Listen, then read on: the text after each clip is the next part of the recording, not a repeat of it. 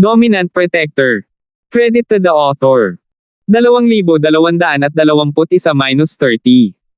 Ang mga pangalan po na nandito ay galing sa mga name generator. Kaya kung meron man pagkakatulad sa mga pangalan ng totoong tao o lugar, ito ay tunay na hindi sinasadya.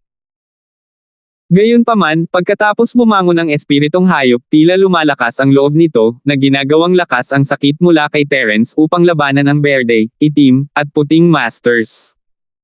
Ang maliit na apoy na layon ay tila hindi nauubos. Sa kabaligtaran, maliban kay Terence, ang berde, itim, at puting damit ng mga lalaki ay nababalot ng pawis. Humihingal sila dahil sa pagod, at ang pag-atake ng maliit na fire lion ay nagdulot ng ilang pinsala sa kanila. Ang ikalimang gwardya ay balisa, ngunit wala siyang magawa. Ang pagkubkob sa pagkakataong ito ay lumampas sa kanyang inaasahan. Ito ay ganap na naiiba mula sa mga talaan. Ayon sa mga record, walang tigil na inatake ng 4 na golden class na masters ang cob ng maliit na apoy, na inuubos ang lakas nito. Ito ay maaaring makumplito sa loob ng 20 minuto, ngunit ito ay higit sa kalahating oras at ang maliit na apoy na layon ay hindi nagpakita ng anumang mga palatandaan ng pagkahapo. Sa halip, ito ay puno ng enerhiya, at ang mga taong nakapaligid dito ay tila nagsisimulang maubusan ng enerhiya. Lalo na ang pinakamahinang master sa berde, humihingal na siya ng husto. Napuno ng puot ang kanyang puso. Ang munting apoy na layon ay tila napagtanto na siya ang pinakamahina at pinakanakipag-away sa kanya. Sa kabilang banda, kakaunti lang ang pagkakataon niyang makalaban si Terence, ang pinakamalakas. Gayunpaman, hindi siya maaaring umatras. Kung gagawin niya, mawawala ang lahat ng kanyang mga gantimpala. Hindi lang mawawala sa kanya ang Essence Gathering Pills, kundi mawawala din ang 5 Essence Gathering Pills. Lahat, magsikap tayo at patuloy na magsumikap. Dapat tayong maggig ng ngipin at magtiyaga. Nakikita rin ng ika-8 tagapangalaga na ang dalubhasang nakasuot ng berdeng damit ay nagpapakita ng mga palatandaan ng pagkahapo, kaya nagmadali siyang nagsalita upang pasiglahin siya. Gayunpaman, kahit na ang lahat ay nagngangalit ang kanilang mga ngipin at nagpupersage, ang maliit na apoy na layon ay tila walang anumang mga palatandaan ng pagbaba ng pisikal na lakas nito. Nagpatuloy ito sa pag-atake, at pag-atake. Gusto pa nga ng ika-8 at ika-5 gwardya na umakyat at masubitan ng husto ang maliit na apoy na leon gamit ang palad. Pero alam nila na kapag nangyari iyon, masisira ang buong plano. Kung masira ang mga meridian ng maliit na fire lion at mabaigo ang kontrata, masisira nito ang malaking plano. Lazaro, ang lalaking naka-green na yan ay baka hindi na makahawak ng mas matagal. Kapag hindi na siya nakahawak, pupunta ka at pumalit sa kanya. Inutusan ng ika-8 guardian si Lazaro. Okay. Natural na alam ni Lazaro ang mga kalamangan at kahinaan nito. Kung siya ang pumalit, mahihirapan siyang makatakas ng hindi nasaktan kapag naakit ang Great Fire Lion.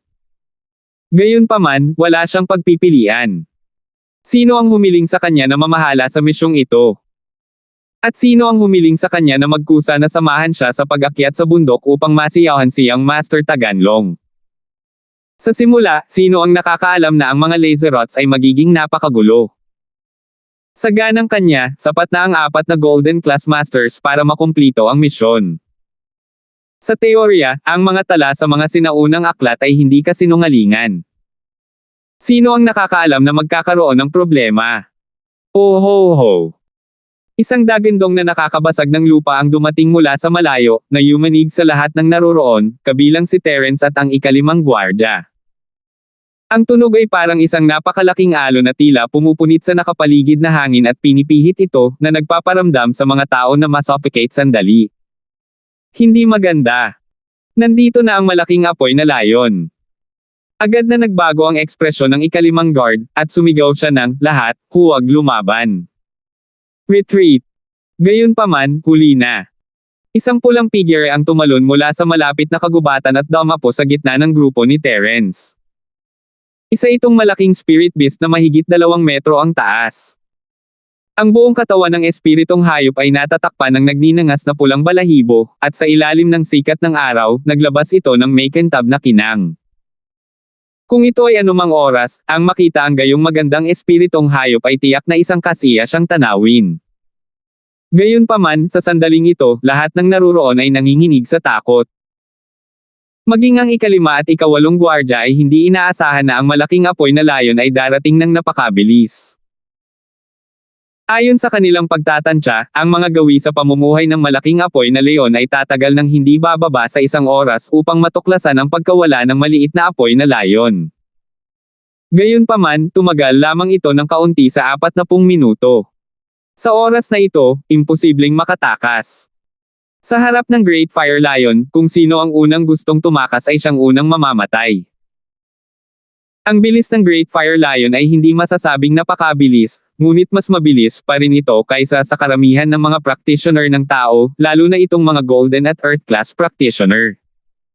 Ang kanilang bilis ay hindi maihahambing sa Sky Class. Umuungol. Nang makita ng munting apoy na leon ang malaking apoy na leon, agad itong tumalon at nagpakawala ng masayang dagandong. Alam nitong ligtas na ito ngayon. Gayunpaman, hindi lang ito nagpahayag ng pananabik sa kaligtasan nito, sinabi rin nito sa Great Fire Lion ang nangyari kanina. Kasama dito ang mga pag-atake ng lalaking berde, itim, at naka-white t-shirt, pati na rin ang tulong ni Terence.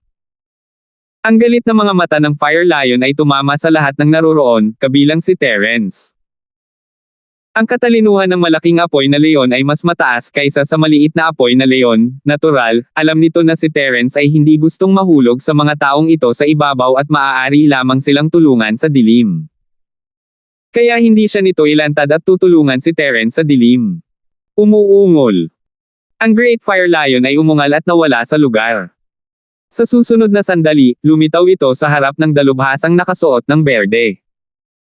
Ang dalubhasa na nakasuot ng berde ay nahuli at sinampal.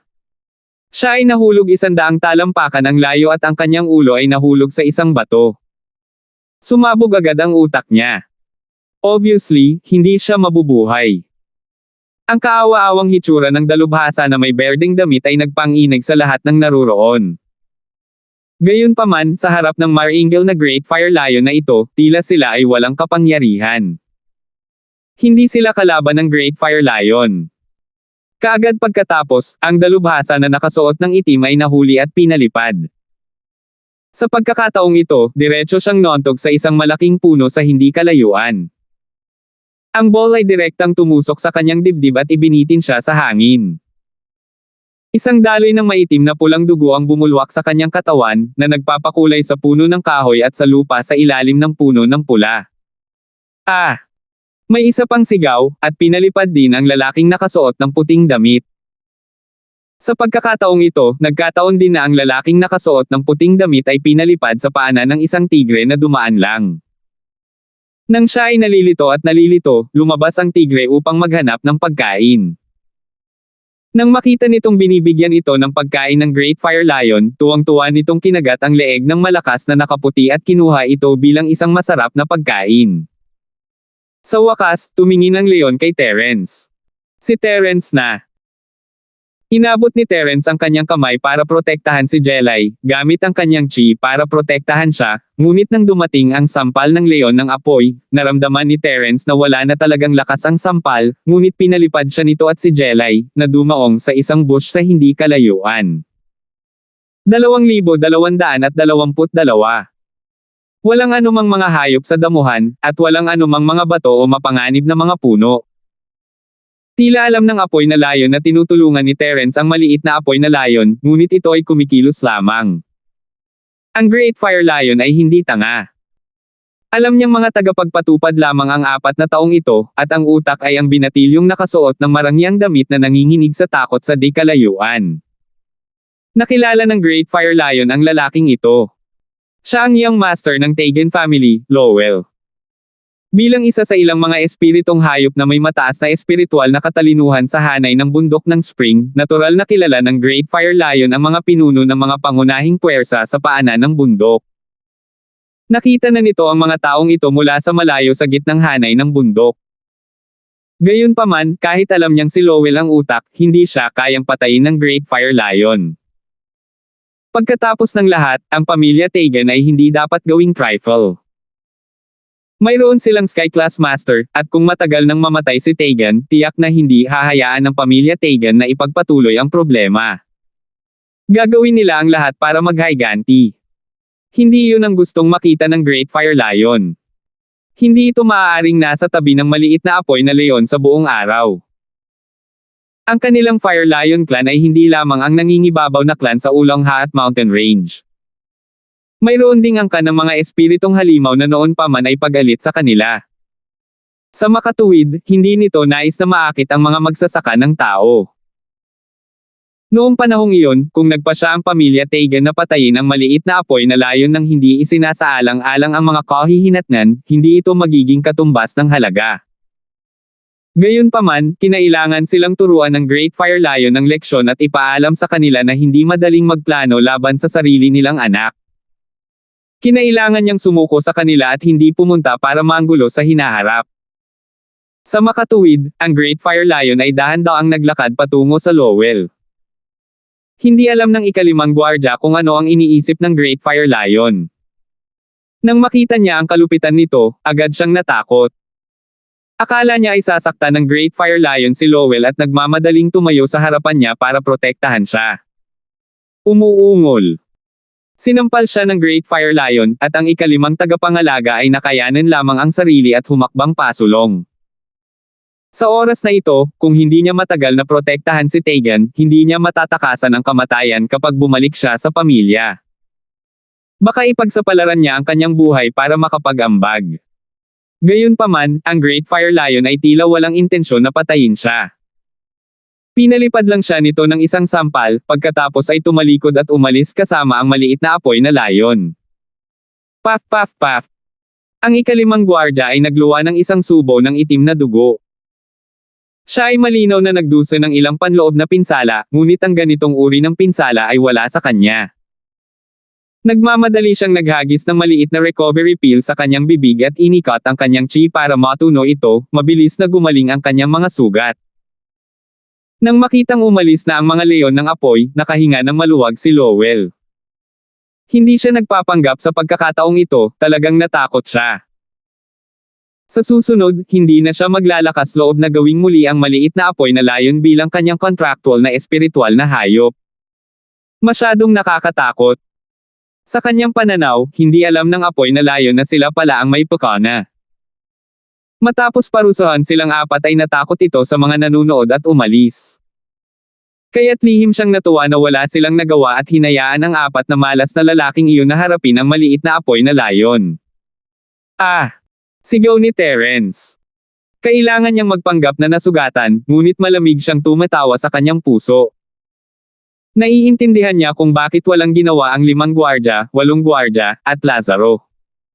Natakot sila sa paghihiganti ng Fire Lion. Si Jelay ay sumigaw din, ngunit ang sigaw na ito ay nagmula sa kaibuturan ng kanyang puso. Iyon ay dahil naramdaman niyang lumubog ang lupa sa ilalim ng kanyang mga paa na para bang naapakan niya ang manipis na hangin. Nang lumingon siya, laking gulat niya nang makitang bumagsak ang damo sa ilalim ng kanyang mga paa at isang malaking hukay ang lumitaw sa ilalim ng kanyang mga paa. Ang abnormal na pag-uugali ni Jelay ay napansin din ni Terence, at muli niya itong hinaila pataas. Bakit gumuho ang lugar na ito? Tumingin si Jelay sa kanyang mga paa, nalilito. Hindi ko alam, umiling si Terence. Tila ang bulubunduking wulang haote na ito ay puno ng panganib. Maging ang damo ay nanganganib na gumuho. Ang katotohanang buhay pa sina Terence at Jelay ay nagulat sa 3 Terence na nagawang makatakas kasama ang kanyang buhay, pagkatapos ng lahat. Ngunit sa pag-iisip tungkol dito, marahil ay humupa ang init ng malaking apoy na leon pagkatapos pumatay ng 3 tao, kaya si Terence at ang ikalimang gwardya ay bahagyang nasugatan. O baka ang pagkamatay ng 3 tao ay pawang mga aksidente. Pinatay ng malaking bato ang lalaking nakasuot ng berde, ang lalaking nakasuot ng itim ay tinusok ng puno ng kahoy, at mas malas ang huling nakaputi. Napatay siya sa pamamagitan ng kagat ng tigre. Gayunpaman, nagbago ang mukha ng ika-8 guard nang makita niya ang lupa sa ilalim ng paa ni Terence at Jelay. Mabilis siyang naglakad palayo. May naisip siyang importante. Sa bulubundukin ng spring, mayroong isang uri ng espiritong hayop na tinatawag na maliit na pumapatay na groundhog. Ang ganitong uri ng espiritong hayop ay nanirahan sa ilalim ng lupa at mahilig magtayo ng mga pugad sa malalaking kuweba sa ilalim ng lupa. Hindi ito agresibo at walang iba pang espesyal na katangian. Gayunpaman, ang ganitong uri ng maliit na pagpatay sa mga groundhog ay may libangan. Lalo nilang nagustuhan ang pagkolekta ng mga panloob na core ng mga patay na espiritong hayop. Itinago nila ang mga panloob na elixir sa kanilang mga kuweba. Bagaman sila ay walang silbi, maraming mga espiritong hayop ang may ganitong uri ng libangan.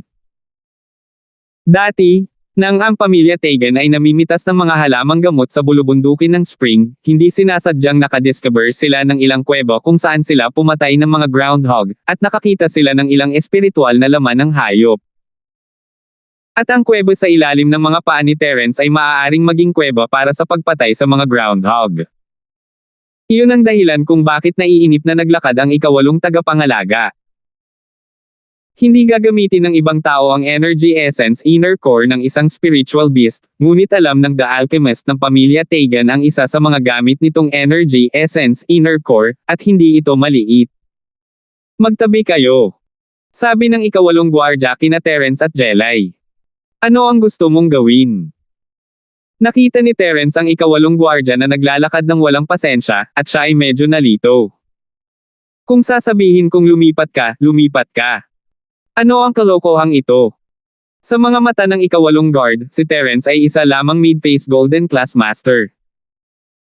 Maaaring kaya niyang talunin ang Golden Class mid-face pick, ngunit sa mata ng Earth Class mid-face, si Terence ay parang langgam. Si Terence ay hindi pa gustong gumawa ng kaaway sa pamilya Tegan, kaya lumipat siya sa tabi ni Jelay.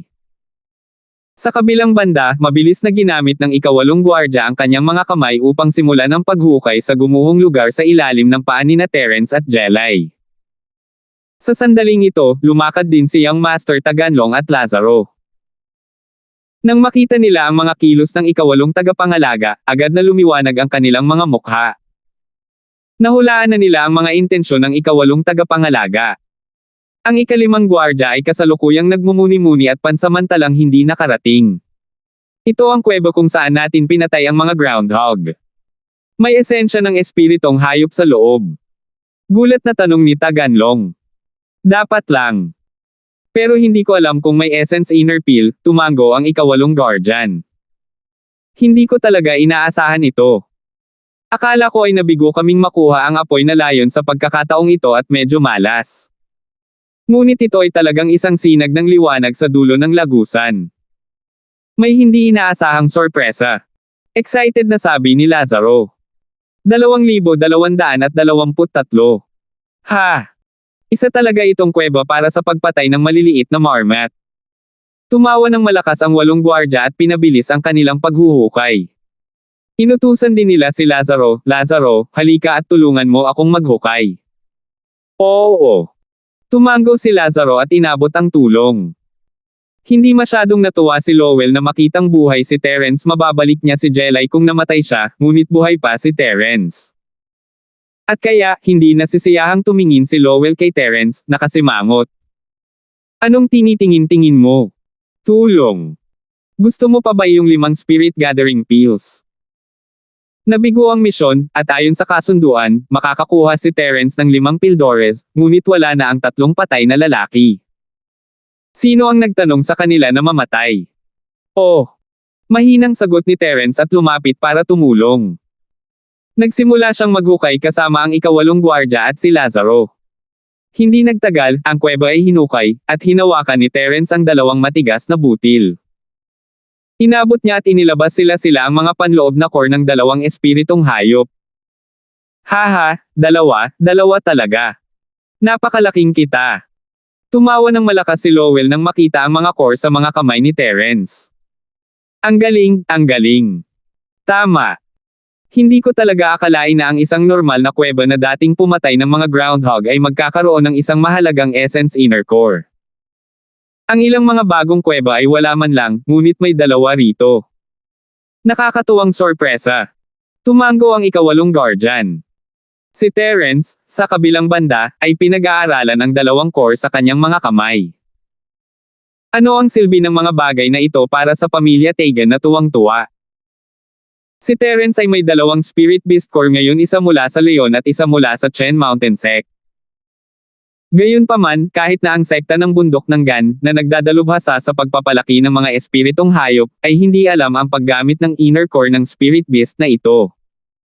Paano nalaman ng pamilya Tegen?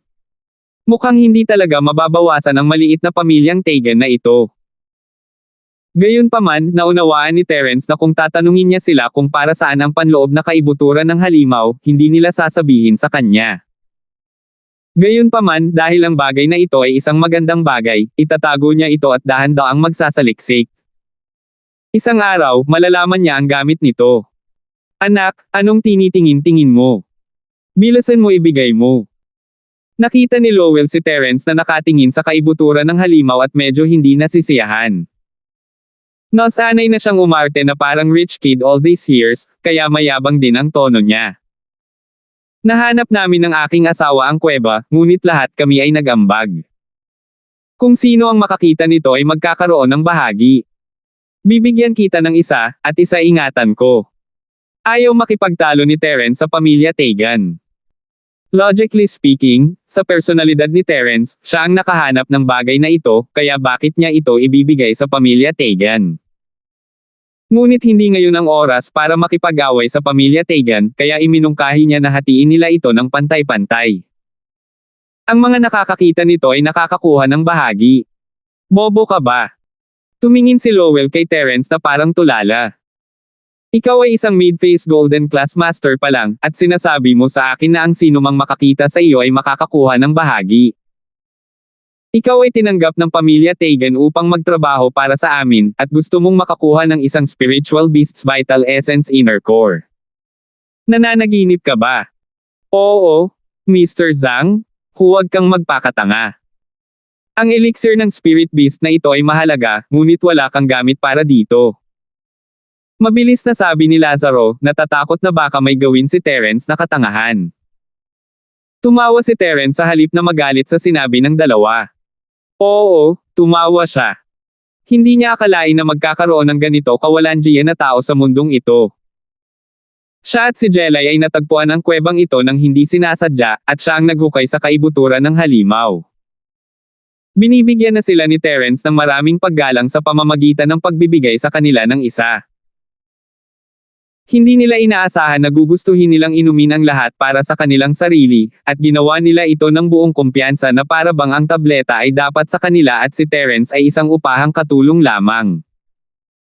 So sinasabi mo na gusto mong kunin ito sa pamamagitan ng puwersa. Sa wakas ay nag-alab ang galit ni Terence, kanina pa niya itong pinipigilan, ngunit ito ay sobra na. Gusto mong agawin ito sa akin. Hindi ka karapat-dapat. Tiningnan ni Lowell si Terence nang may panghahamak. Sa aking mga mata, isa ka lang munting langgam. Sa tingin mo ba ay napakalakas mo? Sabihin ko sa iyo, ito ang Black Hot Mountains ng bayan ng Rockland, hindi isang ordinaryong lugar. Sa tingin mo ba ito ay isang lugar kung saan kahit ang mga normal na golden class na masters ay bihira? Sinasabi ko sa iyo, lahat ng aking mga aso ay golden class. Natuwa si Terence sa mga salita ni Lowell. Lahat ng aso niya ay golden class. Ang aso ni Terence ay isang mystic class dog, at isang mystic late phase peak noon. Gayunpaman, ang paghila ni Jelay ay nagpakalma kay Terence.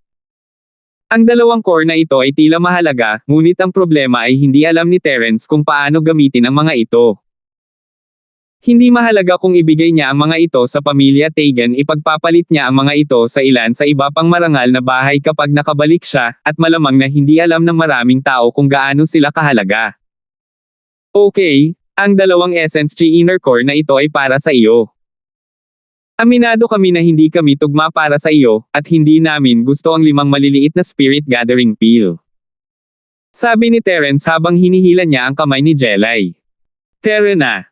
Umalis na. Huli na. Nakita ni Lowell na umatras si Terence, kaya mayabang niyang itinuro si Terence at sinabing, patayin ang lalaking iyon at iwanan ang babae. May gamit pa ako sa kanya. Ano ang ibig sabihin nito? Nagbago ang mukha ni Terence, hindi inaasahan na magiging ganito kahindi makatwiran ang Lowell. Wala lang. Matagal na kitang gustong patayin. Sa sobrang insensitive mo, pumunta ka sa impyerno. Sasabihin ko sa iyo ang totoo, sabi ni Lowell. Nakikita ko ang iyong babae, kaya dapat kang mamatay. Good? Very good. Kaya ganito ang pakikitungo ng pamilya Tegan sa mga adventurer na itinaya ang kanilang buhay para sa iyo. Malamig na ngumiti si Terence sa dalawa. Walang ibang makakaalam. Ang tatlo pang adventurer ay namatay na, at ang iba ay pawang miyembro ng pamilya Tegan. Kaya, kung mamatay ka, maaari nating sisihin ang Great Fire Lion at sabihin na napatay ka sa apoy na layon dahil hindi ka sapat. Mayabang na sabi ni Lowell. Ganun ba? Madilim ang mukha ni Terence. Tinatimad akong makipag-usap ng walang kaparerekon sa isang walang katulad mo. Ikawalong tagapangalaga, patayin mo siya. Inihayag ni Lowell ang hatol na kamatayan kay Terence ng mayabang. Matalim ang mga mata ni Terence habang nakatingin sa ikawalong gwardya na naglalakad palapit sa kanya. 2,224. Ha! Patayin mo ako. Sige, ikaw lang muna ang kaya kong patayin. Sa sandaling kumilos ang ikawalong tagapangalaga, lumipat din si Terence. Ang kanyang kaliwang kamay ay may hawak na isang chi bomb, at ang kanyang kanang kamay ay ginamit ang ikaapat na estilo ng Wildfire Feast. Ang ikaapat na galaw ng Wildfire Feast. Vacuum Wave Feast. Maaari kang pumunta sa impyerno. Sumabog si Terence sa sandaling iyon. Kanina pa niya kinakausap si Taganlong dahil naghahanda siya ng isang chi bomb. Ang Guardian 8 na ito ay isang Earth-class mid-phase, kapareho ng level niya. Hindi magiging madali para kay Terence na patayin siya sa isang iglap.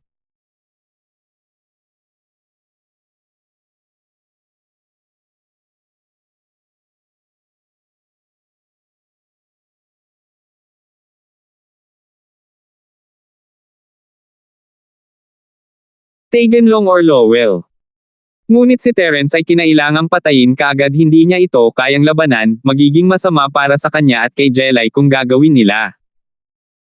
Dahil mayroon pang ikalimang bantay sa tuktok ng huling yugto ng Earth Class.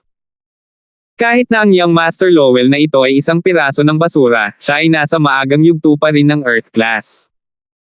Kaya, kailangan munang alisin ni Terence ang isang nakatagong panganib. Ang pang-apat na anyo ng Wildfire Feast ay hindi sapat para makaalis ng master ng parehong level sa isang galaw, ngunit gusto ni Terence na gamitin ang Chi Bomb bilang kombinasyon. Kahit na ang Chi Bomb ay hindi nag-compress ng mahabang panahon at hindi masyadong epektibo, ginamit ni Terence ang Wildfire Feast bilang pangunahing at ang Chi Bomb bilang suporta laban sa ikawalong Guardian. Ang kanang kamao ni Terence ay nagbuga ng alon ng apoy na chi, na bumubuo ng malaking alon ng init na agad na dumikit patungo sa dibdib ng ikawalong tagapangalaga. Boom! Sa isang malakas na putok, ang ikawalong gwardya ay ganap na nahuli at pinalipad sa ikaapat na hakbang ni Terence. Ang kanyang mga mata ay puno ng hindi makapaniwala. Paano malalaman ng isang Golden Class Mid-Phase Master kung paano gumamit ng martial arts technique? At ito ang pang-apat na galaw. Hindi. Hindi ito ang pang-apat na galaw, ito ang ikalimang galaw. Ikaw. Ikaw. Bamuka ang bibig ng ikawalong tagapangalaga, na parang may gustong sabihin. Maaari kang mamatay ngayon. Hindi siya binigyan ni Terence ng pagkakataong magsalita, at bago pa makapag-react ang ikawalong gwardya, sumunod ang energy bomb sa kaliwang kamay ni Terence. Kung hindi papatayin ni Terence ang ikawalong Guardian, isa siyang malaking banta sa kanya. Kailangan muna niyang paalisin siya. Bang!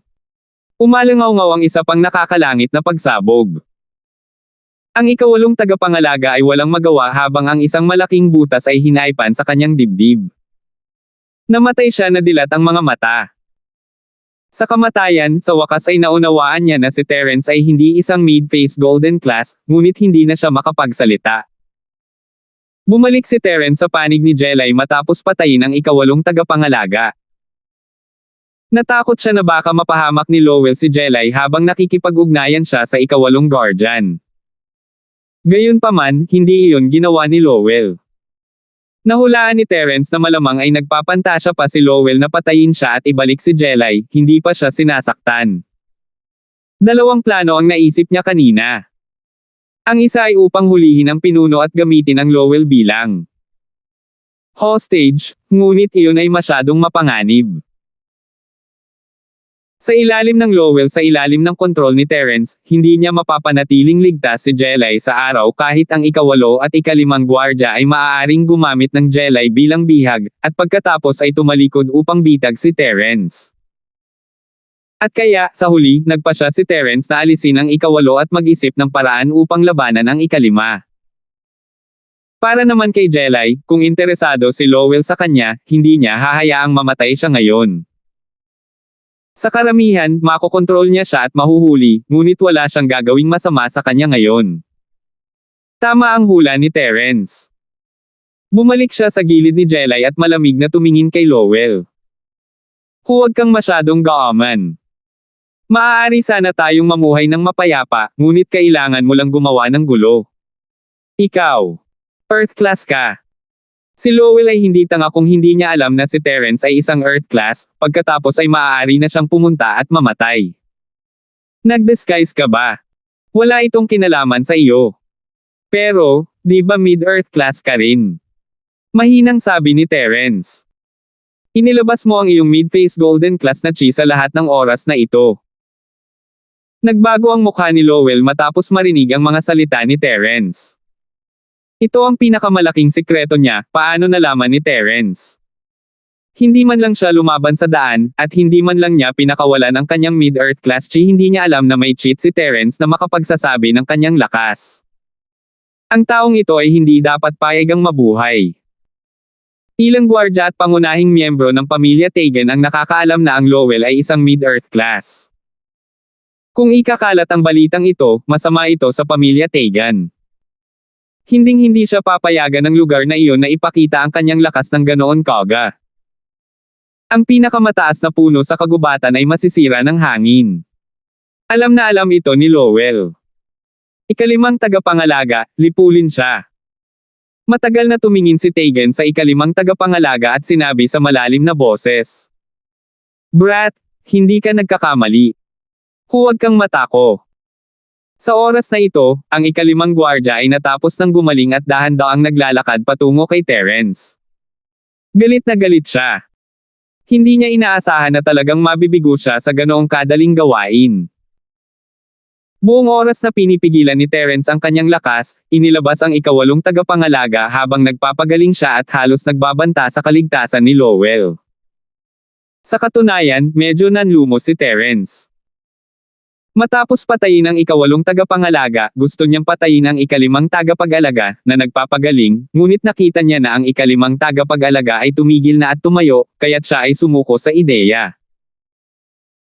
Para sa isang eksperto tulad ng ikalimang tagapangalaga, walang silbi ang isang palihim na pag-atake. Naka-recover na siya sa kanyang mga sugat, at ngayon ay oras na para sa isang tunay na laban. Ibigay mo sa akin ang panloob na mga core ng dalawang spirit beast, at iiwan kong buo ang bangkay mo. Anak, pinatay mo ang ikawalong guardian sa isang palihim na pag-atake, kaya huwag mong isipin na napakahusay mo. Masasabi ng Guard 5 na si Terence ay isang Earth class, ngunit naisip niya na ang Guard 8 ay namatay dahil siya ay masyadong pabaya.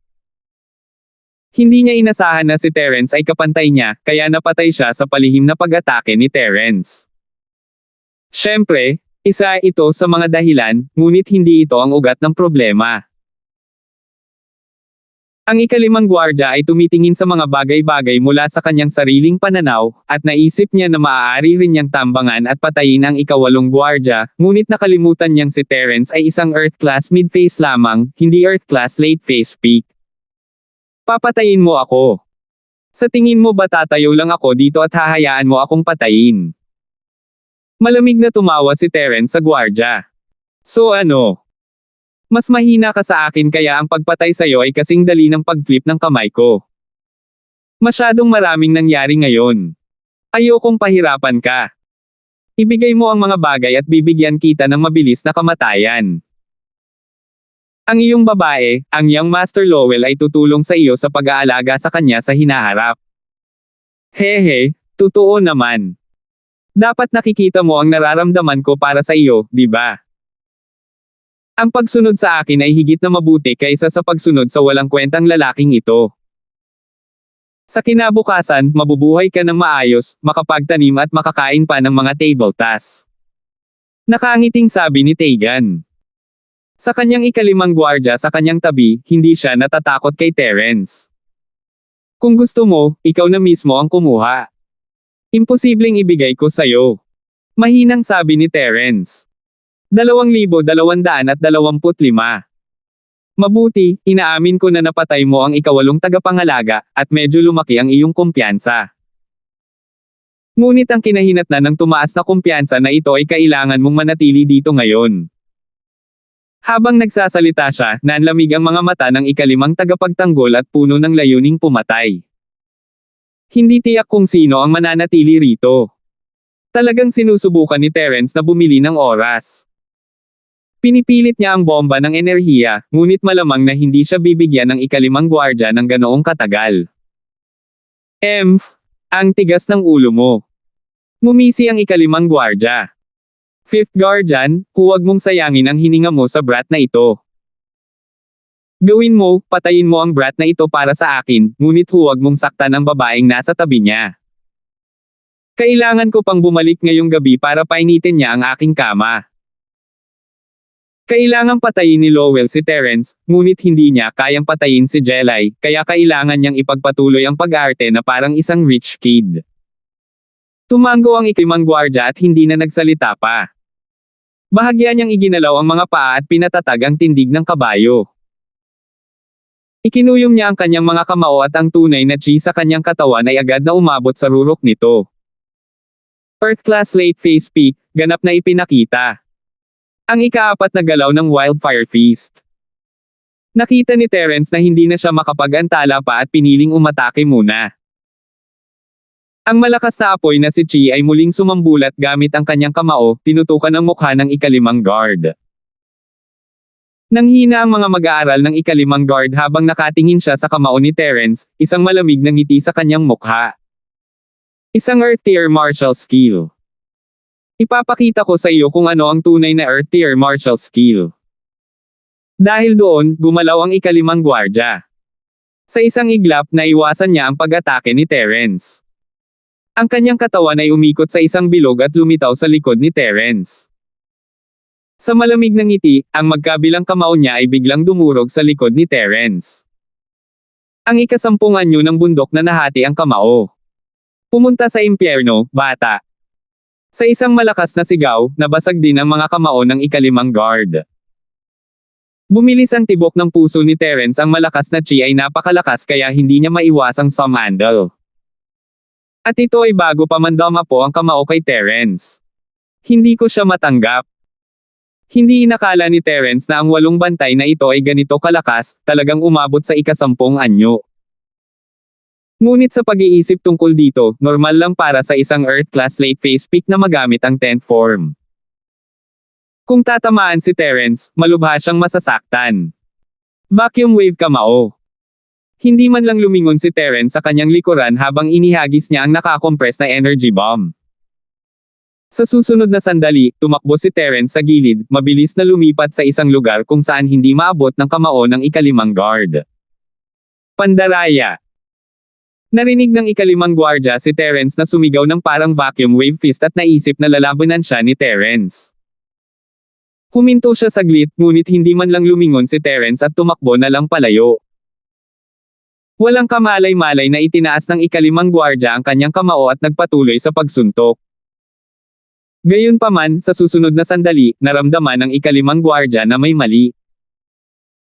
Bagamat umalis na si Terence, naramdaman niya ang isang paputok na purong enerhiya na pagbabago-bago.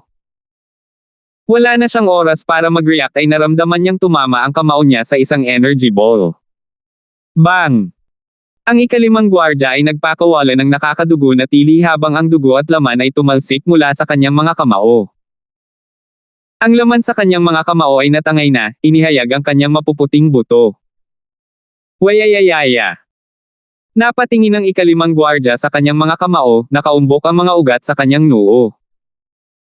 Tumingin siya kay Terence na may madilim na tingin, hindi inaasahan na magagawa siya ni Terence. Brat, matagumpay mong napagalitan ako. Gayunpaman, huwag mong isipin na dahil lang sa nasugatan ang kamao ko, wala akong magagawa sa iyo. Hindi ako physical practitioner, pero nagsanay din ako sa leg techniques. Kumunat ang noo ni Terence sa mga salita. Gusto niyang pasabugin ang mga kamay ng ikalimang guard para hindi niya ma-activate ang skill, ngunit hindi niya inaasahan na sanayin din niya ang kanyang mga binti. Ganun ba? Kung gayon, lampoin ko ang iyong mga binti. Mahinang sabi ni Terence at mabilis na lumipat patungo sa ikalimang tagapangalaga. Iniabot niya ang kanyang mga kamao at sumigaw ng vacuum wave fist. Nang marinig ang mga salitang ito, ang ikalimang gwardya ay hindi namamalayan na natigilan muli. Masyadong misteryoso ang vacuum wave fist ni Terence. Ang ikalimang gwardya ay hindi pa nakarinig ng ganitong uri ng martial skill. Nang hindi lumingon, nang walang pagsuntok o pagsipa, magagamit ng isang tao ang martial skill na ito. Bukod dito, ang mapanirang kapangyarihan ng martial technique na ito ay napakahusay. Sa pamamagitan lamang ng pagtingin sa kanyang kamay at sa dibdib ng ikawalong tagapangalaga, masasabi na ang martial technique na ito ay masyadong mabangis. At kaya, ang ikalimang gwardya ay ganap na nakaalerto habang nakatingin kay Terence. Hindi siya naglakas loob na kunin ang mga kamao na paparating sa kanyang dibdib, ngunit itinuon ang lahat ng kanyang chi sa kanyang dibdib upang protektahan muli ito mula sa kakaibang kasanayan ni Terence. Naramdaman na niya ang mapangwasak na kapangyarihan ng vacuum wave fist ni Terence, at saganang kanya, hanggat ginagamit niya ang lahat ng chi niya para protektahan ang kanyang katawan, kaya niyang gawin ang hakbang na ito mula kay Terence nang hindi nasasaktan. Dagdag pa, ang ikalimang gwardya ay nagpaplanong gamitin ang kanyang dibdib upang harangan ang pag-atake ni Terence, at pagkatapos ay gamitin ang ikasampung anyo ng paa ng bundok upang sipain si Terence hanggang sa mamatay kapag siya ay malapit na. Vacuum wave kamao. Si Terence ay sumisigaw ng vacuum na Hadoken, ngunit sumisigaw siya ng Xuanji Wood Forest Thousand Transformation sa kanyang puso. Nakuha niya ang ilang inspirasyon mula sa mabangis na apoy na fist at vacuum wave fist. Kung ang magkabilang kamay ay maaaring gumawa ng iba't ibang bagay, maaari ba siyang gumamit ng mga kasanayan sa parehong oras? Nagpasya si Terence na subukan ito. Ang libong pagbabago ng kahoy at kagubatan ay orihinal na isang suntok sa apat, ngunit ngayon na si Terence ay may dalawang kamao, ito ay 8. Maliban sa dalawang suntok sa dibdib ng ikalimang guard, si Terence ay maaaring maghagis ng 6 pang suntok o hindi bababa sa 2 pa. Kaya gumamit si Terence ng nakakalito na hakbang. Masasabi niya na gustong gamitin ng ikalimang gwardya ang kanyang chi para protektahan ang kanyang dibdib, at ang ganitong uri ng malapitang pag-atake ay nagbigay sa kanya ng pag-asa na makabawi. Ito ang epekto na gusto ni Terence. Sinasamantala ang hindi nababantay ang estado ng ikalimang guard, bibigyan niya siya ng isa pang nakamamatay na suntok. Bang! Bang! Walang alinlangan na dumapo ang dalawang kamao sa dibdib ng ikalimang tagapangalaga. Napangiti ang mga labi ng ikalimang guardian. Ang kamao ng vacuum wave na ito ay hindi gaanong. Dahil sa totoong enerhiya sa kanyang dibdib, hindi niya napansin ang anumang pagkakaiba sa pagitan ng kamao ng vacuum wave sa pagkakataong ito at ng nauna. Tuwang-tuwa siyang naghahanda na gamitin ang ikasampung anyo ng mountain splitting kick, ngunit bigla siyang nakaramdam ng matinding pananakit sa kanyang ari. Bang! Bang! Sa 6 na pagsabog na tunog, ang natitirang 6 na suntok ni Terence ay dumaong lahat sa pandiyan ng ikalimang tagapangalaga. Ito ay isang maruming hakbang, ngunit si Terence ay walang oras para doon noong siya ay nakikipaglaban sa isang master na ilang antas na mas mataas kaysa sa kanya. 2,226. At saka, ang pamilya Tegan ang unang walang hiya, at walang kahihiyang gumaganti si Terence. Ang 6 na suntok ni Terence ay talagang sumaire sa kanyang buhay. Ito ang isa sa pinakamahinang bahagi ng katawan ng tao, at ang sakit na ito ay hindi kayang tiisin kahit na para sa Earth-class late phase peak. Hindi inakala ng ikalimang gwardya na magiging ganito kasama si Terence. Ang hindi niya maintindihan ay ang mga kamao ni Terence ay malinaw na nasa kanyang dibdib, kaya paanong ang kanyang pandiya ay nasuntok ng 6 na beses ng sabay. Saan nanggaling ang 6 na suntok na ito? Hindi masisisi ang ikalimang gwardya sa pagiging pabaya. Walang mag-aakalang ang dalawang kamao na sabay na tumama sa kanyang dibdib ay maaaring tumama pa sa kanyang paundiyan ng 6 na beses. Ito ay sadyang hindi makatwiran. Sa makatuwid, ang tunay na enerhiya ng ikalimang tagapagtanggol ay natipon upang protektahan ang kanyang dibdib, at walang labis na enerhiya na magagamit saan man. Siyempre, ito rin ay dahil ang vacuum wave fist ni Terence ay nagdulot ng labis na pinsala sa 5 gwardya. Kung hindi sila magiging maingat na gamitin ang lahat ng kanilang purong enerhiya upang protektahan ang kanilang dibdib. At kung atras si Terence pagkatapos ng 2 suntok na ito, malamang nagagamitin ng ika-5 gwardya ang kanyang chi para protektahan muli ang kanyang katawan bago ay activate ang kanyang kakayahan.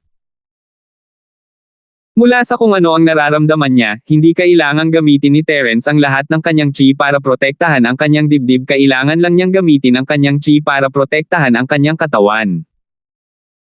Gayunpaman, huli na upang pagsisihan ito ngayon.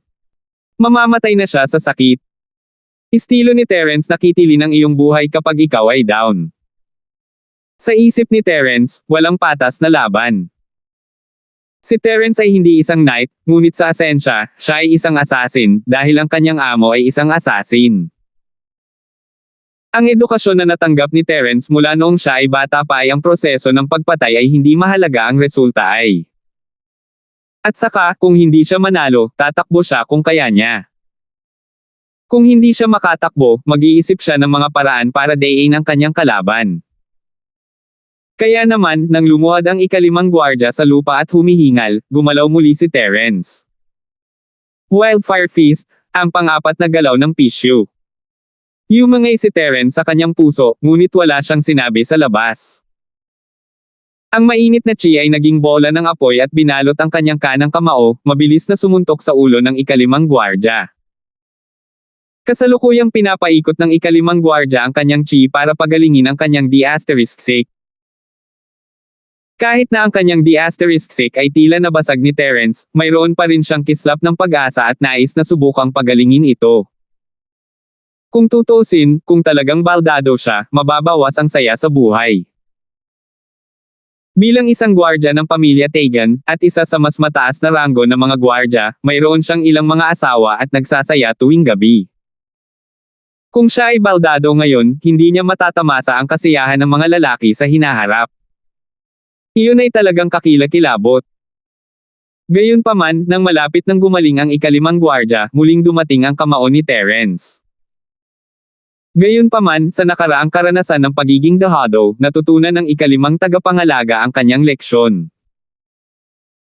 Hindi niya ginamit ang lahat ng kanyang lakas upang protektahan ang kanyang ulo, ngunit pangunahing pinuprotektahan ang kanyang ibabang bahagi ng katawan. Ang 2 suntok na ibinato ni Terence sa kanyang dibdib ay hindi espesyal sa kanya. Tungkol naman sa 6 na suntok sa ibabang bahagi ng katawan niya, dahil tuloy-tuloy na tama ang mga iyon, at nasa pinakamahinang bahagi ng katawan ng tao, nagdulot ito ng mas matinding pinsala sa kanya. Kaya sa pagkakataong ito, iniwan na lamang niya ang isang maliit na bahagi ng kanyang chi sa kanyang ulo, karamihan sa mga ito ay nagpoprotekta sa kanyang ibabang bahagi ng katawan. Ang ika-5 gwardya ay nahulaan na ang isang taong kasing sama ni Terence ay malamang na muling aatake sa kanyang ibabang bahagi ng katawan. Ang ganitong uri ng martial arts ay maaaring walang kahihiyan, ngunit ito ay napaka-epektibo rin. Boom! Ang pang-4 na estilo ng Wildfire Fist ni Terence ay dumapo sa ulo ng ika-5 tagapangalaga, na nagpalipad sa kanya. Bagamat ang ika-5 gwardya ay may ilang chi na nagpoprotekta sa kanyang ulo, hindi iyon labis. At kaya, isang trahedya ang nangyari, hindi ginamit ni Terence ang libong pagbabago ng kagubatan, ngunit ang mabangis na apoy na kamao. Bagaman kakaiba ang libong pagbabago ng kahoy at kagubatan, ang kapangyarihan ay nagkalat sa ilang suntok. Kung ang 6 na suntok na iyon ay hindi tumama sa buhay ng ika-5 guardian, hindi sana siya nasugatan ng ganito. Iba ang Wildfire Fist. Ang ika-4 na paglipat ay maihahambing sa ika-5 paglipat ng iba pang mga kasanayan. Halos magkagulo ang suntok ni Terence sa ika-5 guardian. Brat, papatayin kita. Ang ika-5 bantay ay pinalipad, at siya ay pasuray-suray na pataas mula sa lupa. Puno ng dugo ang kanyang mukha, at ang kanyang ekspresyon ay mabangis. Hindi niya inaasahan na dehado siya sa pagkakataong ito. Masyadong tuso si Terence. Hindi lamang siya nagkaroon ng maraming mga kasanayan, ngunit ang mga ito ay kakaiba at naiiba sa bawat oras. Hindi niya alam kung paano haharapin ang mga ito. Siyempre, bagamat malakas ang suntok ni Terence, masyadong malaki ang pagkakaiba sa pagitan ng kanyang level at ng ikalimang guard. Kahit na ang ikalimang gwardya ay hindi handa para dito, hindi pa rin ito magdudulot ng anumang nakamamatay na pinsala. Ang sakit sa kanyang ulo at ibabang bahagi ng katawan ay nag-trigger sa kanyang bangis. Huminga siya ng malalim at pinilit na pakalmayan ang sarili.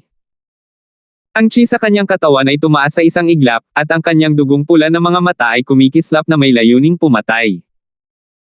Sa isang marahas na dagandong, sinugod niya si Terence ng isang napakalaking puwersa. Buti ng bundok, kasaya, ika-10 anyo. Nadurog ang puso ni Terence habang nakatingin sa ikalimang tagapag-alaga, na parang isang galit na leopardo. Ang lakas ng kalaban ay lampas sa kanyang imahinasyon. Ang ikalimang tagapangalaga ay mayroon pa ring napakalakas na kapangyarihang panlaban matapos siyang bugbugin. Wildfire Fist, ang pang-apat na galaw ng Pishu. Nang walang ibang pagpipilian, magagamit lamang ni Terence ang kanyang pinakamalakas na kasanayan, ang Wildfire Fist, upang labanan ito ng direkta. Hindi na niya magagamit muli ang Chi Bomb sa maikling panahon, at ang libong pagbabago ng kahoy at kagubatan ay hindi angkop para sa mga pag-atake. Ito ay angkop lamang para sa mga sorpresang pag-atake. Boom! Nagbanggaan ang kamao ni Terence at ang paa ng ikalimang tagapangalaga, na lumikha ng isang dumadagandong na tunog. Ang katawan ni Terence ay pinalipad. Wala siyang kalaban-laban sa kanya sa isang labanan. Ang ika-4 na anyo at ang ika-10 anyo ay wala sa parehong antas. Gaano man kasira ang mga kasanayan ng ikalimang bahay, mas malakas pa rin sila kaysa kay Terence dahil ang pagkakaiba sa antas ay napakalaki. Isang malupit na ngiti ang lumitaw sa sulok ng bibig ng ikalimang guard habang pinagmamasdan niya si Terence na lumipad pabalik, ang kanyang puso ay puno ng layuning pumatay. Kailangan niyang patayin si Terence ngayon, kung hindi, hindi niya mailabas ang kanyang galit. Isinasantibi ang katotohanan na ang ika-8 tagapangalaga ay namatay sa mga kamay ni Terence, maging ang ika-5 tagapangalaga ay nasa panganib. Kailangang mamatay ni Terence. Ito lamang ang ika-4 na anyo ng pamamaraan ng martial arts. Ang isang mantis na sinusubukang pigilan ng isang karwahe ay labis na tinatansya ang sarili nitong lakas. Malamig na tumawa ang ikalimang gwardya at hindi binigyan ng pagkakataon si Terence. Muli siyang lumipad, ang ika-10 galaw ng Mountain Leg Breaker. Brat, go to hell. 2,227. Nang makitang ang ika-5 tagapagtanggol ay nakakuha ng kapangyarihan, si Lowell ay nakahinga ng maluwag. Ang katapangan ni Terence ay nagulat sa Lowell. Ang Terence na ito ay talagang hindi ganoon kadali, hindi ba? Earth Class Mid-Phase. Kung kahit na ang 5 gwardya ay hindi katugma para sa kanya, kailangan niyang ilantad ang kanyang lakas at labanan si Terence hanggang sa kamatayan. Pero parang hindi na niya kailangan pang gawin iyon. Si Jelay naman, kinakabahan na talaga. Masayang-masaya si Jelay na si Terence ang nangibabaw, ngunit hindi ito nagtagal naging mapanganib ang sitwasyon ni Terence. Si Jelay ay hindi isang practitioner, ngunit hindi siya estranghero sa mga away sa pagitan ng mga practitioner. Alam niya na si Terence ang may kapangyarihan hindi dahil siya ay mas malakas kaysa sa 5 gwardya, ngunit dahil sa kanyang mga biglaang pag-atake. Ngunit ngayon, nakita na ng 5 gwardya ang mga galaw ni Terence, kaya nagsimula silang maghiganti at lumaban. Ngunit kahit na kinakabahan si Jelay, wala siyang magagawa para tulungan si Terence. Bang! May isa pang malakas na tunog, at bago pa makabangon si Terence mula sa lupa, sinipa muli siya ng ika-5 gwardya sa baywang. Paf! Paf! Paf! Si Terence ay nagluwa ng isang bibig ng dugo sa hangin, ang kanyang mukha ay namutla. Ilang beses na bumaligtad ang kanyang katawan sa hangin at mabigat na bumagsak sa lupa. Muling lumabas ang dugo sa gilid ng kanyang bibig. Malinaw na nagkaroon siya ng malubhang pinsala sa loob. Si Terence ay hindi tumayo kanina, pinapagaling niya siya. Kahit sa pangalawang beses na nataman siya, hindi umalis si Terence sa Jade Space. Nagpatuloy siya sa pagpapagaling sa espasyo ng Jade. Umaasa si Terence na makakahanap siya ng paraan para bumili ng oras, ngunit sa kanyang pagkadismaya, napagtanto niyang hindi niya kaya. Ang mga pinsalang idinulot sa kanya ng ikalimang bahay ng mga gwardya, at sa bawat oras na gumaling siya, hindi man lang sa ikatlong bahagi ng pinsala ang naidulot ng ikalimang bahay ng mga gwardya. Sa madaling salita, ang bilis ng pagpapagaling ni Terence ay hindi makaabot sa bilis ng pag-atake ng ikalimang guard. Hindi pa rin patay. Bueno, bata, huwag kang mamatay ng mabilis, hindi pa kita masyadong pinahirapan. Naisip ng ikalimang gwardya ang ikawalong gwardya na patay, at ang kanyang nasugatang ari. Sumili ang nakakatakot na ngiti sa kanyang mukha. Pahihirapan niya si Terence hanggang mamatay. Sa pag-iisip na iyon, hindi siya nagmamadaling patayin si Terence. Lumapit siya sa gilid ni Terence at muling sumipa, buti ng bundok, Pisyo, fifth move. Sa pagkakataong ito, ang ikalimang bantay ay hindi gumamit ng ikasampung anyo, ngunit ang ikalima. Ang layunin ay simple. Terence ay nasa kanyang huling mga paa, at kung siya ay gumamit ng ikasampung anyo ng ilang beses, malamang na siya ay mamatay sa lalong madaling panahon. Ngunit ang ikalimang estilo ay nangangahulugan na maaari niyang kulitin at ipahiya si Terence ng ilang beses pa. Hindi pa rin makabangon ngayon si Terence, kaya hindi siya natakot sa ikalimang estilo na ibalik ang sitwasyon. Bang! Bang! Bang! Isa pang putok, at si Terence ay pinalipad muli. Naramdaman niyang gamaan ang lakas ng sipa, at nakahinga siya ng maluwag. At least mas mabilis siyang makarecover. Kung pwede lang bawasan ng kaunti ang puwersa ng ikalimang bantay. Nagpumigla si Terence saglit bago nakahiga sa lupa na parang patay na aso. Nagpapanggap siya. Sa totoo lang, may lakas pa siyang bumangon at lumaban, pero hindi. Gusto niyang magpakita ng kahinaan para mabawasan ng panglimang gwardya ang kanyang lakas. Kaya naman, nagkunwari siyang nasa bingit ng kamatayan. Hindi ko inaasahan na ganito kamahina. Malamig na tumawa ang ikalimang gwardya, ngunit hindi niya binawasan ang kanyang lakas. Mountain Leg Breaker, fifth move. Ito ay ang ikalimang anyo ng Mountain Leg muli. Ang ikalimang bantay ay gustong makipaglaro kay Terence, ngunit hindi niya magawang ituloy ito. Lumipad muli ang katawan ni Terence, natamba, nagpumiglas, at nagdere ng dugo. Nakita ito ni Jelay, at nagsimulang magpanik. Bigla na lang siyang may naramdaman sa kanyang bag na kumikiliti sa kanyang likod. Skybolt na baboy. Iyon ay ang skybolt na baboy. Biglang naalala ni Jelay na nasa bag niya pa pala si Skybolt Pig. May plano ba siya? Hindi niya alam kung ano ang ibig sabihin ng baboy, ngunit malamang na may mga dahilan ito kung bakit siya tinawag. Si Jelay naman ay walang choice kundi subukan ito bilang huling paraan. Habang ang atensyon ni Lowell at Lazaro ay nasa Terence, lihim niyang binuksan ang kanyang bag, at tumalon ang Skybolt na baboy na wala sa mga palumpong sa likod niya. Tumigil si Jelay habang pinagmamasdan ang pagkawala ng baboy. Hindi niya alam kung ano ang ginagawa nito, ngunit dapat niyang tulungan si Terence, tama ba? Hindi niya maiwasang umasa.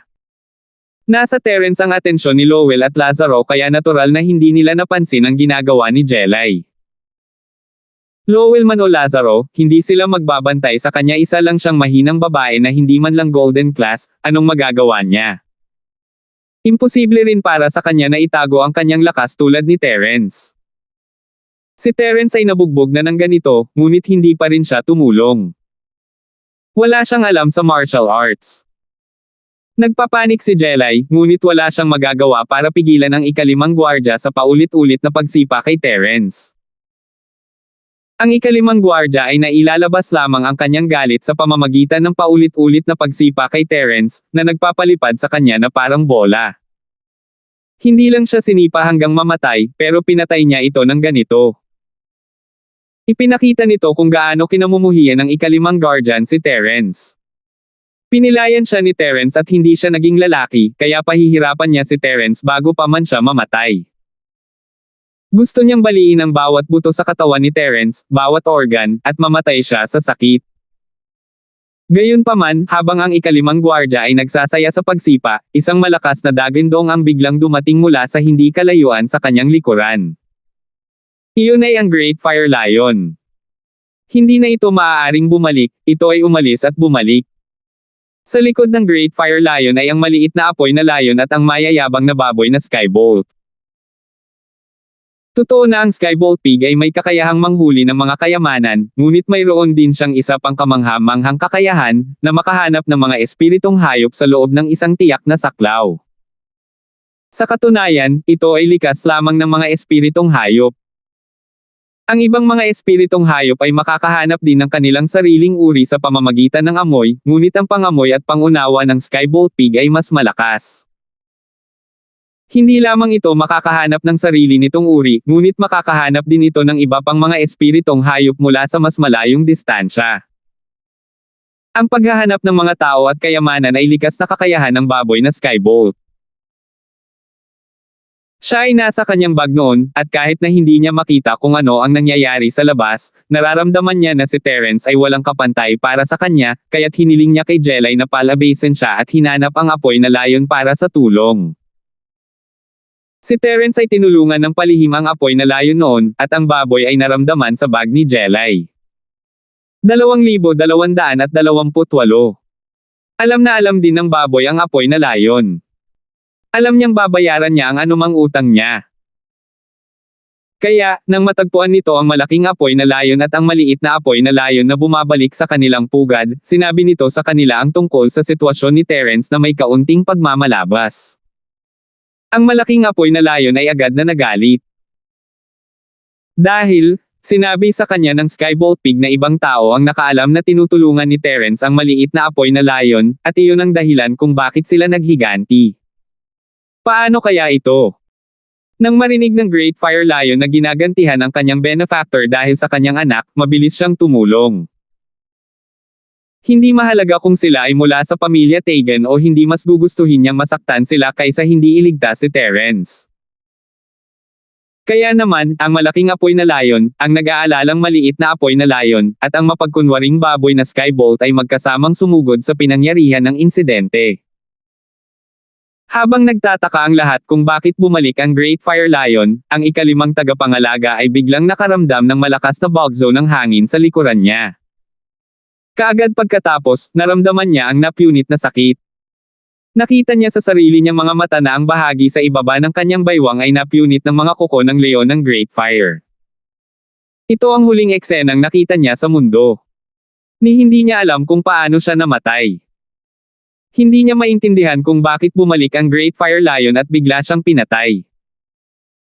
Ang dramatikong eksenang ito ay nagpasindak sa lahat ng naroroon, lalo na sa Lowell. Nakalubog pa rin siya sa kasiyahan ng ikalimang gwardya na inaabuso si Terence, ngunit siya ngayon ay nasa matinding takot. Bagamat itinago niya ang kanyang lakas, hindi siya kalaban ng Great Fire Lion kahit anong pilit niya. Nang makita ang kalupitan ng Great Fire Lion, alam ni Lowell na liligawan lang niya si kamatayan kung aakyat siya. Gayunpaman, hindi niya maisip kung bakit bumalik ang Great Fire Lion. Hindi ba umalis ito? Hindi kaya pagkabalik nito ay mas lalo itong nagalit sa pag-iisip kaya bumalik ito para maghiganti. Sa pag-iisip nito ay namumula ang mukha ni Lowell. Lion Hero, ako. Nandito lang ako para manood ng palabas. Walang kinalaman sa akin. Aalis na ako. Wala akong ginawa sa anak mo ngayon lang. Hindi pinansin ng malaking apoy na layon ang Lowell at mabilis na lumapit sa tabi ni Terence kasama ang maliit na apoy na layon at ang Skybolt na baboy. Ang maliit na apoy na layon ay tumingin kay Terence na hindi gumagalaw sa lupa ng malungkot, inilabas ang dila nito at dinilaan ang kanyang noo, ang mga luha ng kalungkutan ay umaagos. Inakala ng maliit na apoy na layon na si Terence ay namatay at natural na malungkot. Dito, namatay si Terence para iligtas ito, na nangangahulugang pinatay nito si Terence. Ang apoy na layon ay malinaw na nakikilala sa pagitan ng kabaitan at puot. Paano ito magiging masaya na makita ang kanyang benefactor na namatay dahil dito? Gayunpaman, mas naiintindihan ng baboy si Terence. Sinuri niyang mabuti ang kalagayan ni Terence at nalaman niyang buhay pa si Terence. Masaya niyang ipinaliwanag ang apoy na leon at ang apoy na leon, Gigi. Sinasabi ng baboy sa leon na may kakayahan si Terence na pagalingin ang kanyang sarili, at hanggat humihinga pa siya, ayos lang. Parehong nagulat ang malaking apoy na layon at ang maliit na apoy na layon sa paliwanag ng baboy, ngunit naalala ang sinabi ng maliit na apoy na layon tungkol sa kakayahan ni Terence na pagalingin ito ng mabilis. Ang malaking apoy na layon ay hindi na nagduda sa baboy at nakahinga ng maluwag. Maayos na si Terence ngayon, at ang pinakamahalagang bagay ay hayaan siyang gumaling ng mapayapa. Dahil walang nagawa si Lowell, hinayaan na muna niya ito sa ngayon. Ikalimang gwardya pa lang iyon, at malamang na walang pakialam ang pamilya Tegan. Kaya't ang apoy na layon ay sumuko sa ideya na gumawa ng Lowell bayad sa kanyang buhay. Matalino ito, at kung pumatay kay Lowell ngayon, mababaliw ang pamilya Tegan. Hindi lamang ito magkakaroon ng problema, ngunit si Terence ay magkakaroon din ng problema. Natagpuan ni Lowell na kakaiba ang ugali ng dalawang leon ng apoy, bakit tila napakakaibigan nila. Hindi kaya bumalik sila sa pagkakataong ito para tulungan si Terence. Habang pinag-iisipan ito ni Lowell, mas nararamdaman niyang may mali. Bakit tutulungan ng maliit na apoy na layon si Terence kapag napapalibutan siya? Maaaring magmukhang tanga si Lowell, ngunit hindi siya tanga. Naunawaan niya ang personalidad ng leon ng apoy, marunong itong gumanti ng kabutihan at pasasalamat. Kung iyon ang kaso, ibig sabihin noon ay tinulungan ni Terence ang apoy na layon, at ibabalik nila ang pabor. Tulong. Iyan na. Sa pag-iisip pabalik sa nakaraan, sa tuwing ang maliit na apoy na layon ay mukhang malapit ng mamatay, ito ay tatakbo papunta kay Terence at lalaban sa kanya, at pagkatapos ay babalik ito sa buhay. Siguradong may ginawa si Terence. Ang Terence na ito ay pinipigilan ang kanyang lakas upang umakyat sa bundok para sa isang misyon, may isang bagay na malinaw na mali. Isa siyang Earth-class mid-phase, bakit niya itataya ang kanyang buhay para sa isang gathering spirit peel? Wala siyang pakialam sa 5 spirit gathering peel. Pagkatapos, naisip niya kung paano nagpanggap ang malaking apoy na layon na nagtuturo kay Terence ng leksyon. Namatay ang lahat, ngunit si Terence wala bang problema? Tila ang Terence na ito ay isang especially iya, na tinutulungan ang maliit na apoy na layon ng palihim. Pinandilatan ni Lowell si Terence na may makamandag na tingin habang iniisip ito. Handa na siyang tumakas habang ang malaking apoy na layon, maliit na apoy na layon, at skybolt na baboy ay nakatutok lahat kay Terence, at tatakbo siya kasama si Jelay. Gayunpaman, nang malapit nang mahuli ni Lowell si Jelay, ang Skybolt Pig ay naglabas ng GG na tunog. Umuungol. Ang apoy na layon ay umungal sa Lowell at sinuntok siya, na tinatakot ang impyerno mula sa Lowell at tamad. Wala na silang pakialam kina Terence at Jelay habang tumatakbo sila pababa ng bundok. Kakabalik lang ni Jelay sa kanyang katinoan, hindi niya akalain na magiging ganito kalakas ang baboy, na tinatawag ang apoy na layon at ang malaki, at nauwi sa ganoong trahedya para sa ikalimang gwardya. Skybolt Pig, malaki at maliit na fire lion, maraming salamat. Nakahinga ng maluwag si Jelay. Masasabi niya na si Terence ay nasugatan, ngunit hindi siya patay. Hanggat hindi pa siya patay, walang problema. Napakalinaw ni Jelay tungkol sa kakayahan ni Terence sa pagpapagaling. GG. Buong pagmamalaking tumango si Skybolt Pig, ngunit tungkulin niyang gawin iyon. Ang mga Fire Lion naman ay ngumiti ng paumanhin. Hindi nila akalain na tinulungan nila si Terence sa anumang paraan. Sa kanilang mga mata, ang maliit na apoy na layon ang nanakit kay Terence at nakaganti si Lowell. Umalis muna tayo sa lugar na ito at humanap ng ligtas na lugar para magpagaling. Sumulat si Skybolt Pig sa lupa gamit ang kanyang mga kuko, ngunit nang matapos si Jelay, pinunasan niya ito, na walang iniwang ebidensya. Binuhat ng malaking layon na apoy si Terence gamit ang mga kuko nito at binuhat siya sa likod nito. Ang maliit na apoy na layon ang nanguna, kasama si Terence sa gitna at si Jelay at Skybolt na baboy sa likuran. Ang gitna ng hanay ng bundok ay ang teritoryo ng pamilya ng apoy na layon. Ang maliit na apoy na layon ay direktang humantong sa kanilang tahanan. Sa katunayan, kahit na tinawag itong pamilya ng apoy na layon, kakaunti lamang ang mga leon ng apoy sa buong pamilya. Maliban sa malaking apoy na leon at sa maliit na apoy na leon, mayroong isang babaeng apoy na leon. Kung sabihin, 3 silang pamilya, ngunit ang lakas at paglilinang ng babaeng fire lion ay hindi masyadong mataas, at wala siyang gaanong kapangyarihan sa pakikipaglaban. 2,229. Inilagay niya si Terence sa malambot na una ng damo, at nakakapagsalita na siya ngayon. Sa daan, siya ay nagpapagaling sa likod ng Great Fire Lion, kaya sa ngayon, ang kanyang mga sugat ay medyo gumaling na. Maraming salamat. Nagpapasalamat na sabi ni Terence. Kung hindi dahil sa biglaang paglitaw ng mga Fire Lion, hindi malalaman ni Terence ang gagawin. Medyo delikado ang conflict na ito. Gayunpaman, hindi dahil hindi makontrol ni Terence ang kanyang sarili, ang panloob na ng Spirit Beast ay isang fuse lamang. Mula sa ugali ni Lowell kay Jelay, ilang sandali lang ay nag-away silang dalawa. Kapag bumalik si Lowell at nakahanap ng mas malakas na practitioner, maaari rin siyang makipagsapalaran. Hindi mo na ako kailangang pasalamatan. Ikaw ang tagapagligtas ng aming Fire Lion clan. Iniligtas mo ang maliit na apoy na layon, ngunit inatake ka ng pamilya Tegan dahil dito. Ang aming Fire Lion clan ay may utang sa iyo. Ibinuko ng apoy na layon ang bibig nito, ngunit ang ikinagulat ni Terence ay nakakapagsalita ito ng wika ng tao. Ang boses ay nagulat kay Terence, at si Jelay at Skybolt na baboy ay nanlaki ang kanilang mga mata sa hindi makapaniwala. Nakapagtataka na ang kidlat na baboy ay nakakapag-usap sa pamamagitan ng pagsusulat, ngunit ang apoy na layon ay nakakapagsalita ng wika ng tao, na mas nakakamangha.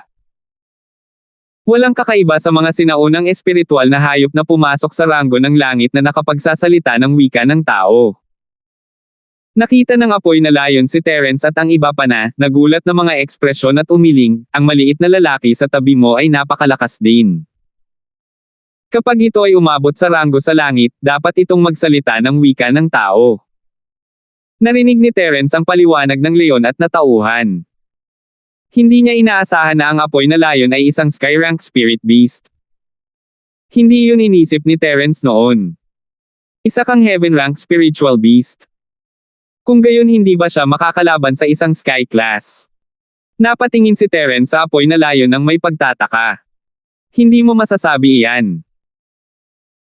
Bagamat ang mga espiritong hayop ay nangunguna sa mga magsasaka ng tao sa isang tiyak na lawak, habang tumataas ang kanilang antas, ang kalamangan na ito ay magiging mas maliit at mas maliit. Ipinaliwanag ng apoy na layon, halimbawa, ang mga spiritual beast na uri ng pag-atake ay makakalaban namin sa Sky Class Early Phase Masters kapag Golden Class kami, ngunit kapag naabot na namin ang Early Phase, makakalaban lang namin ang Sky Class Mid to Late Phase Masters. Kung pareho kaming Sky Class Late Phase Peak, mahirap sabihin kung sino ang mananalo. Oh, may kasabihan ba? Nagulat si Terence. Siyempre, ito ay katulad ng mga spiritual at physical practitioner ninyong mga tao bago ang Sky Class Late Phase Peak. Ang mga spiritual practitioner ay palaging may kalamangan, palaging nauuna sa mga physical practitioner na parehong level. Ngunit kapag naabot mo na ang Sky Class Late Phase Peak, ang mga physical practitioner ang may kalamangan. Tumango ang Great Fire Lion at nagpatuloy na nagpaliwanag, halimbawa, ang mga pisikal na sining tulad ng Iron Fist at Golden Shield, kung sanayin hanggang sa peak ng Sky Class Late Phase Peak, masasabi mong ang mga Golden Shield practitioner ay hindi isang bagay na maaaring labanan ng sinumang spiritual practitioner ng Sky Class Late Phase Peak, walang sinuman ang makakapatay sa kanila. Napakalakas. Nagulat si Terence. Hindi niya akalain na ang sekta ng Golden Bell ay may potensyal na maging supremo ng Wulan. Siyempre, mas mahirap para sa mga physical practitioner na mag-level up sa mas malayo ka, sabi ng Great Fire Lion, sa 1,000 taon na nabubuhay ako, 2 tao lang ang kilala ko na sukdulan ang paglilinang ng physical martial arts. Lumitaw sila sa pugilistic na mundo mahigit 1 dekada na ang nakakaraan. Ang isa ay umatake at ang isa ay nagtutulungan. Ang dalawang taong ito ay nagtutulungan sa bawat isa. Sinanay nila ang dalawang pisikal na sining sa sukdulan. Ang isa ay dapat na katulad ng kamay na bakal, na may walang katapusang lakas at hindi magagapi na pag-atake.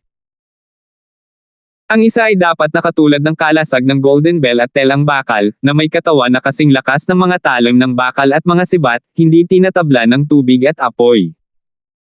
Natatakot ako na tanging ang maalamat na makalangit na mga dalubhasa sa antas ng daw ang makakapagalog sa 2 taong ito. Ang makalangit na daw. Huminga ng malalim si Terence nang marinig ang pangalan. Narinig na niya ito noon pa man, ngunit wala siyang tiyak na sagot. Ang alamat ay nagsasabi na ang antas sa itaas ng Sky Class ay tinatawag na Skypath. Ito ay pareho para sa mga taong magsasaka, at ito ay pareho para sa amin na mga espiritong magsasaka ng hayop, ngunit wala pang nakakita ng sinuman na maaaring umabot sa antas na ito.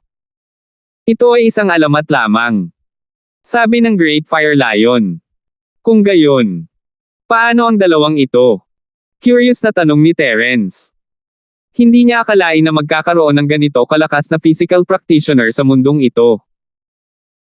Nawala, kasama nila ang isang grupo ng Sky Class Late Phase Peak Masters mula sa iba't ibang sekta. Sabi ng malaking apoy na layon, mula noon, ang mga patakaran ng martial world ay nagbago ng malaki. Ngunit ang mga taong ito ay hindi na babalik. Isang grupo ng Sky Class Late Phase Peak Masters. Nakakunot ang noo ni Terence habang iniisip ang kanyang nawawalang amo at ang amo ng babaeng Candy. Sila kaya ang parehong grupo ng mga tao na nawala ng magkasama. At ang kanyang sariling master ay isa ring Sky Class Late Phase Peak. Ano nga ba ang nangyayari? Gayunpaman, malamang na alam ng matandang Linford ang ilang lihim tungkol sa pagkawala ng kanyang amo, ngunit hindi siya umimik. Sinabi lang niya sa kanya na hindi pa tama ang oras at walang maidudulot na mabuti sa kanya ang labis na pag-alam.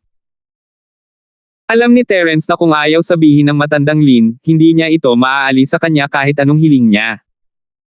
At hindi man lang siya ang kapareha ni matandang Lin. Kakaiba talaga ang matandang ito. Para siyang malakas, at ganoon din siya. Kahit anong level pa niya, hindi niya kayang tiisin ang isang suntok ng matandang ito. Sapat na ang isang suntok para lumipad siya palabas ng West Star Mountain. Ngayong naisip niya ito, isa na siyang Earth Class Mid-Phase, matatalo ba niya ang matanda? Umiling si Terence.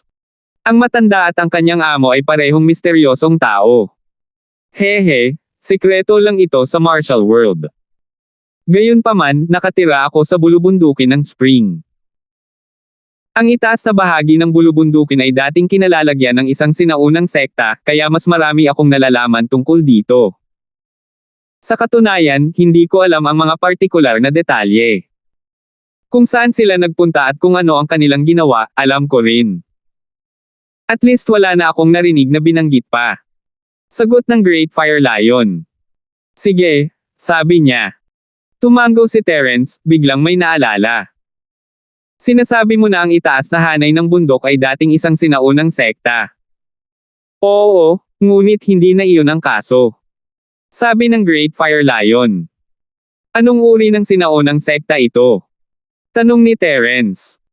Hindi ko na masasabi sa iyo ang higit pa tungkol dito. Ang sinaunang sektang ito ay minsang tumulong sa aking nagninangas na Lion Clan. Hindi ko masabi sa iyo ang tungkol sa kanilang mga kaugnayan. Umiling ang Great Fire Lion. Tulad ng kung paano ka naging benefactor ng Fire Lion Clan natin. Kung may magtanong sa amin tungkol sa iyong partikular na mga bagay, hindi ko sasabihin sa kanila ang anuman. 223. Sige, dahil iyon ang kaso, hindi na ako magtatanong pa. Tumango si Terence, alam niyang wala nang saysay na magtanong pa, ngunit na curious siya, may kaugnayan kaya ang mga magulang ni Jelay sa sinaunang sektang iyon. O may ipinagkatiwala ba sila sa sinaunang sekta? Kung ito ang pangalawang posibilidad, kung gayon ito ay medyo mahirap.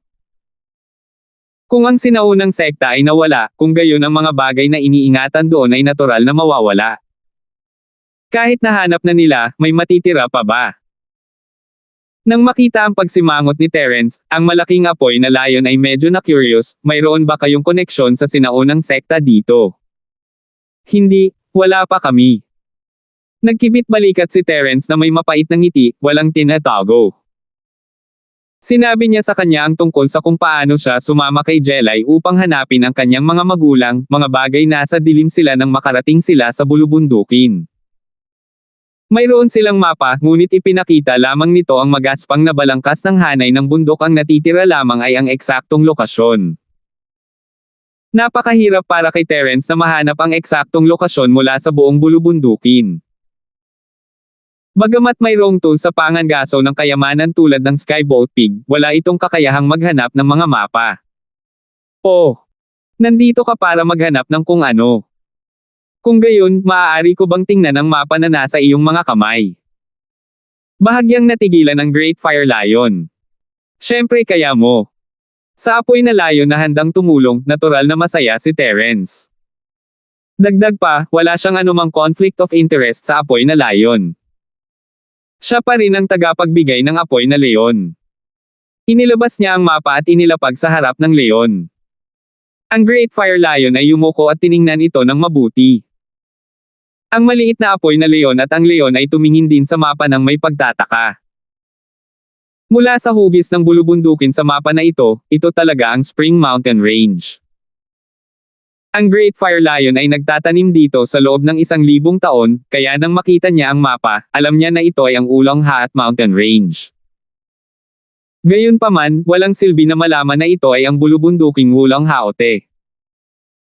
Nang makita nito ang tinatayang lokasyon na minarkahan sa hanay ng kabundukan, umiling ang Great Fire Lion.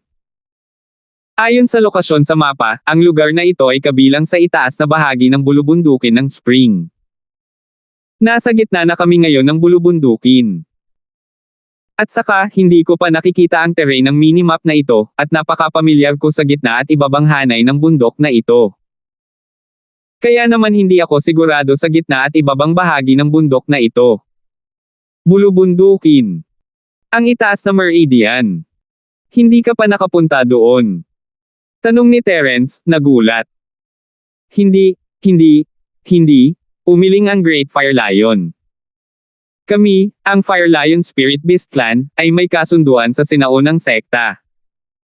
Hindi kami papasok sa kanilang teritoryo. Ngunit, hindi ba nawala na ang sektang iyon? Gayon din, may mga alingaw-ngaw na ang pinakamataas na sekta ay mayroon ding mga sinaunang espiritong halimaw.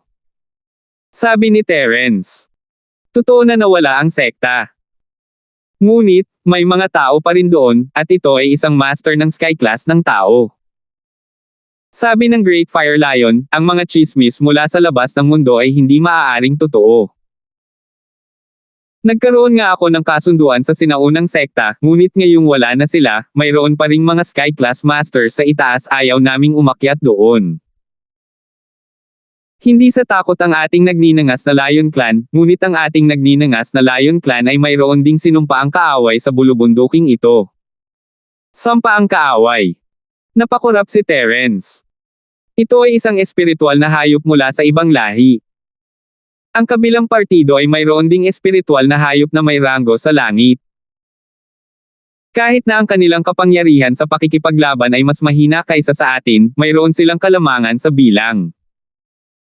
Simpleng paliwanag lang ang ibinigay ng Great Fire Lion, halatang ayaw niyang pag-usapan ang mga bagay na ito. Sabi nga sa kasabihan, hindi kayang tanggapin ng isang bundok ang dalawang tigre. Limitado taon-taon ang mga yaman sa pagtatanim at makalangit na kayamanan sa bulubundukin, kaya natural na magkakaroon ng mga sigalot at away. Nakikita ko. Dahil ayaw pag-usapan ng apoy na layon ang tungkol dito, hindi nagtanong si Terence. Ang mga spirit beast ay may sariling rules of survival, at hindi makikialam si Terence sa kanilang mga laban. Kung ang lugar na hinahanap mo ay nasa lower o middle meridian, kaya kitang protektahan. Pero kung nasa upper meridian, wala akong magagawa. Ngunit ipinapayo ko sa iyo na mag-ingat. Sabi ng Great Fire Lion. Hindi tulad ng Sky Class Masters na dumadating at umaalis sa lahat ng oras, ngunit bawat taon, magkakaroon ng ilang Sky Class Masters doon. At hindi ka sapat na malakas para labanan sila. Ang mga salita ng Fire Lion ay hindi masyadong magalang, ngunit alam ni Terence na ang mabuting payo ay hindi kasiya siya sa pandinig. Hindi man lang siya isang Earth-class late-phase na kalaban ni Pick, lalo pa ang isang Sky-class master. Alam ko na. Ngumiti si Terence ng mapait. Siyempre, maaaring hindi ito nagkataon. Nang makita ang mapait na mukha ni Terence, ngumiti ang malaking apoy na Lion, kahit papaano, hindi pa laging nandyan ang Sky-class master na iyon. At saka, kung hindi ka manalo, tumakbo ka. Hanggat pumunta ka sa lugar ko, kaya pa rin kitang protektahan. May restriction sa paligid ng kuweba ko kahit 10 Sky-class masters ay hindi makakagawa ng kahit ano sa akin. Gayunpaman, kailangan mong tumakbo pabalik. Tumango si Terence. Ang mga espiritong hayop na ito mula noong sinaunang panahon ay lahat ay may isang uri ng dakilang sining ng Diyos. Hindi alam ni Terence kung ano ang paghihigpit o kung paano ito ginawa, ngunit ang apoy na Lion ay lubos na nagtitiwala na tiyak na ito ay isang espesyal na bagay. Hindi pa naghihilom ang mga internal injuries ko, kaya magagamit ko lang ang lupa mo para pagalingin ang mga sugat ko sa ngayon. Sabi ni Terence. Hindi yan problema. Please do as you wish, benefactor. Walang problema kahit gusto mong manatili dito ng matagal. Ang Great Fire Lion ay nagsabi, ang espiritual na enerhiya ng langit at lupa sa gitna at itaas na meridian ay talagang magkatulad. Ang kuweba kong ito ay mayroon ding espesyal na paghihigpit. Mas madaling sumipsip ng espiritual na enerhiya ng langit at lupa. Maaari kang magtanim dito sandali. Hindi na kailangang mag-cultivate. Aalis na ako kapag naka-recover na ako, baka sakaling magkaroon ng gulo ang mahabang gabi. Wala talagang pakialam si Terence sa chi na dala niya ang Jade Space, kaya bakit niya ito kailangan? Makakakuha si Terence ng mas maraming chi hanggat gusto niya, at hindi niya kailangang mag-alala tungkol dito. Mabuti naman. Hindi na sinubukan ng apoy na Lion na hikayatin si Terence, paprotektahan kita. Huwag kang mag-alala, walang sino man o espiritong hayop ang maglalakas loob na pumasok sa aking kuweba. Tumango si Terence at pumunta sa Jade Space para magpagaling. 2 beses niyang inilabas ang nakakompress na chi noon, at ang chi sa kanyang katawan ay mas kaunti na ngayon, kaya nilagyan din niya ito ng muli. Natisod sina Lowell at Lazaro pababa ng bundok habang pababa sila. Kinamumuhian ni Lowell si Terence. Salamat po at sinamahan ninyo ako, ingat lagi mga master.